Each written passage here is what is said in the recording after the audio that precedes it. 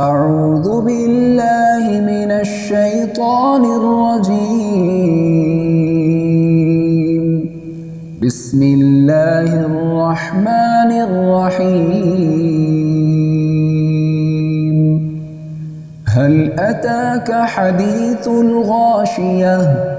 وجوه يومئذ خاشعة عاملة ناصبة تصلى نارا حامية تسقى من عين آنية ليس لهم طعام إلا من ضريع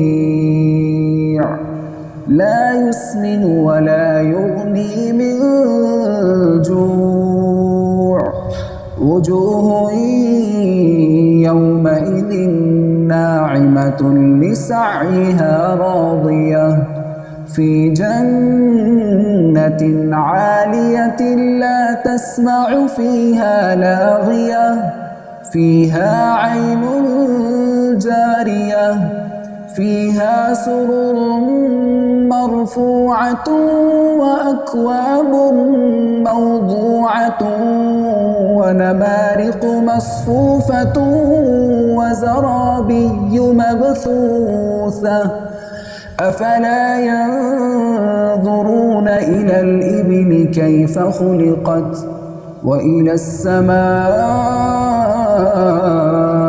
كيف رفعت وإلى الجبال كيف نصبت وإلى الأرض كيف سطحت فذكر إنما أنت مذكر لست عليهم بمسيطر إلا من تولى وكفر فيعذبه الله العذاب الأكبر إن إلينا إيابهم ثم إن علينا حسابهم.